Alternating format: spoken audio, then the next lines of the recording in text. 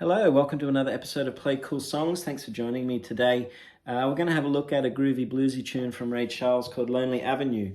Obviously the original is mainly piano, but I play it on guitar in my covers band, and I just want to talk through a few ideas around the 12-bar blues format using this song today. So let's jump into it. We're in the key of G, which I think is what the original recording is. I might be wrong there, so feel free to correct me in the comments if so, but it's really easy for guitarists to transpose because we can just shuffle along the fretboard either this way or that way and get to the key signature that we need. But nevertheless, this is what's working in my band for our frontman's vocal range, and that might be one of the main considerations you have when you're moving things around key signatures.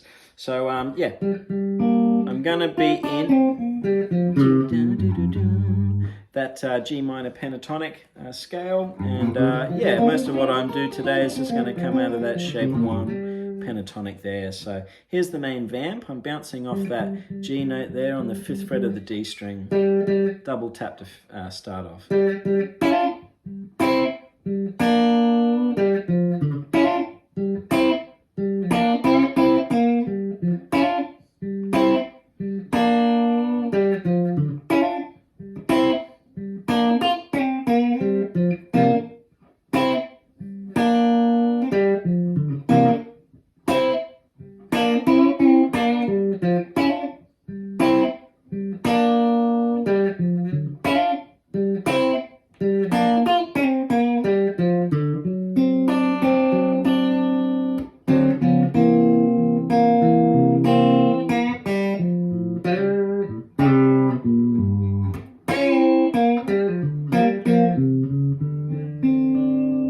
Right, so I'm taking some liberties there, but I just wanted to show you the overall blueprint for that song and talk you through a couple of ideas around, playing the actual riff and soloing over the top of that.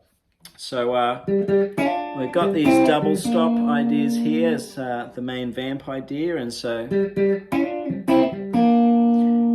I'm just everything happening on that G and B string, so choosing that. Little chord shape there you might be familiar with. I'm on 7 and 6 on my G and B string, 5 and 5, 3 and 3, and always coming back to that G note just to pedal it. So I've got my daughter on a little baby monitor over there, so if I'm looking over that way, I'm just checking that she's still asleep, which she is, thankfully, so we'll continue on.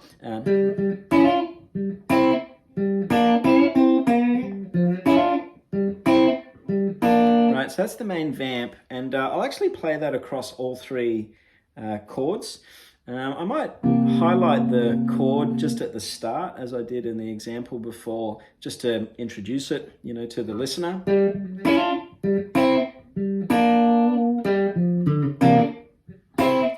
I'll go back to that vamp,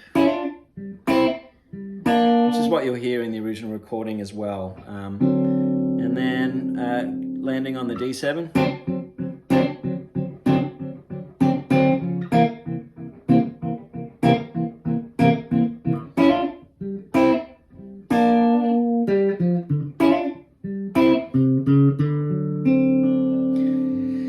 So, I'd encourage you just to have a play around with that stuff and just use some of these bluesy devices because I'm constantly mixing it up just to keep things interesting. I'll play it pretty straight ahead and minimal the first time around, and then I might start introducing some variations or some little ideas in there just to keep things interesting and moving forward for the listener there. So this isn't going to be a note-for-note transcription of the original, but more just using it as a platform to demonstrate some ideas which might be useful for you out there. When I get to that D7, I'm using this voicing here, which is essentially a C chord, and then I move it up 2 frets and add the 7th there on the G string, on the 5th fret of the D string there. But I might also use that 9 voicing, or I might sharpen that 9 and use that Hendrix style chord as well. It really doesn't matter. It just sort of depends on your mood, your musical choices at the time. So they're all valid and they all work nicely. And then I like that C9 chord generally when I move to that chord 4. So just the C note there on the 3rd fret, A string. So I'm just going 3, 2, 3, 3. Okay. So something which I would encourage you to practice with this one is playing that vamp and then just adding some bluesy fills to connect your chords and just to fill in the spaces. Now, not every time, you know, sometimes I just want to leave it open as the song moves forward, but you know, let me give you an example here as I'm just moving from the G to the C chord.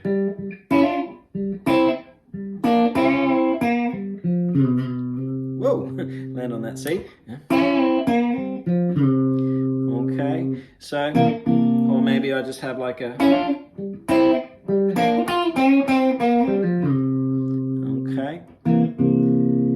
Those kind of ideas, you know, aren't groundbreaking, but they just sound cool and they work really nicely in this particular style of shuffle blues. All those things there, you know, just playing through that G minor pentatonic or that blues scale with that added 5th there. You know, all that stuff is, you know, pretty authentic to this particular vintage of blues, I think. So yeah, just taking some ideas, and they really just have to be, you know, some simple lines just with a few notes coming out of that G minor pentatonic. I mean, all that stuff, you know, just to play within the chord. You know, you can hear the chord changes in those lines simply by landing on the note of the new chord there. So that might be a good segue into some soloing ideas for this one. 2 concepts which I want to talk to you about today. Firstly is maybe a little bit more esoteric and philosophical, so I might start with that one. You know, each time that I'm taking a run at the solo on this one, you know, I might think of a different influence of mine, a different guitar playing hero, and maybe just use that as a launch pad or a moment of inspiration, you know, for what I'm about to do. So for me, improvisation in music is something which is, you know, quite near and dear to my heart.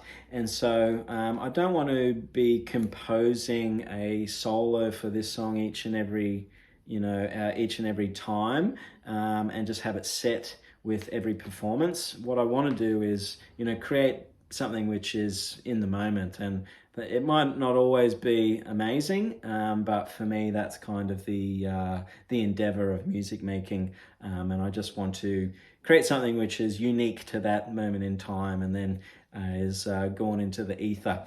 So for me, I might think of Stevie Ray, or I might think of you know, B.B. King, or I might think of Robin Ford, or, you know, any of these people that I've spent a bit of time learning the music of, and that might just put me in the ballpark for you know, my phrases there. So obviously, and not for them to sound too cliche, but just to start with Stevie Ray, you know,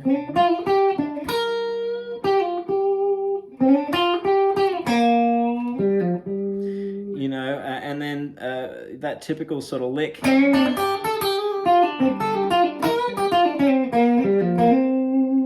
Those sorts of ideas, you know, might only come about because I'm channeling my inner Stevie in that moment.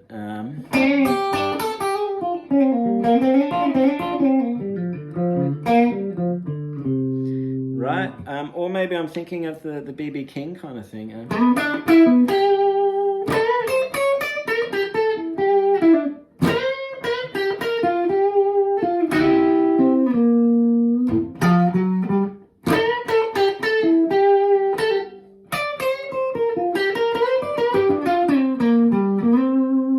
Right, so that's just where I go to when I'm, you know, thinking of these guitar heroes. And yeah, it just sets me in a direction, you know, for my 8 bars or 16 bars of glory there. And what was the other one that I said? Robin Ford, you know, so maybe I'm feeling a little diminished line in that moment.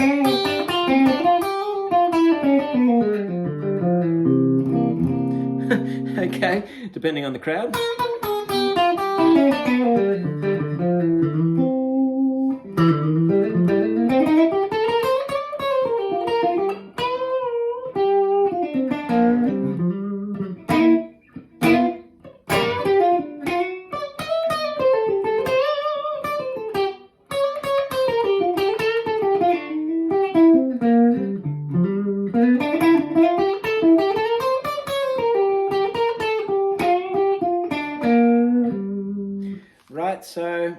don't know, it just gets me going. It just lights the spark. And so just something to keep in mind, when you're trying to create variety in what it is that you're playing through the night. You might just, I'm never going to sound like any of these guys, but I'm just going to use that as a starting point for what I'm doing. And another thing which maybe I alluded to before in an early example, is just this idea of call and response. So coming out with something which is just really structured in a sense, where I'm, asking a question and then responding to it within, my musical phrasing there. So.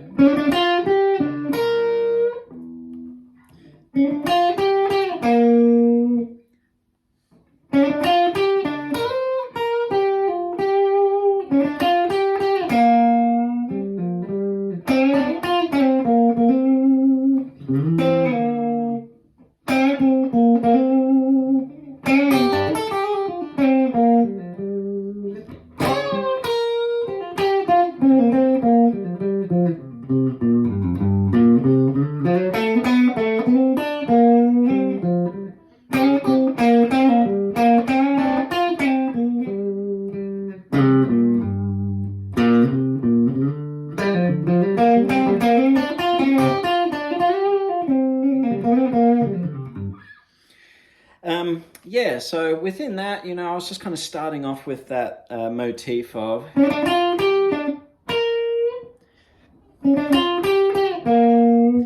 it's very kind of singable line.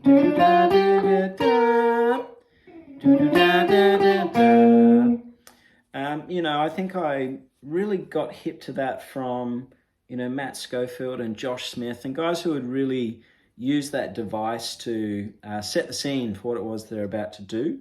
And it might kind of sound basic or a bit naff, but really what's happening is you're giving something for the audience to really latch onto. And so I might, again, just use that as a place to start. And then I can build to more complex ideas. And by then, you can rip your diminish line and your audience will probably forgive you a little bit more because you've given them so much to, put their ear to. So.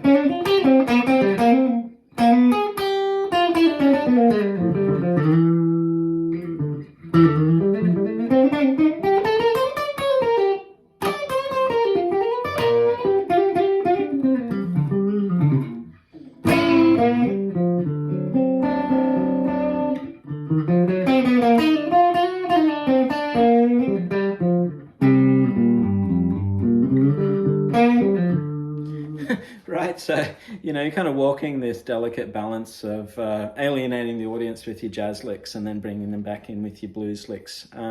But yeah, just some concepts there anyway for you to practice on.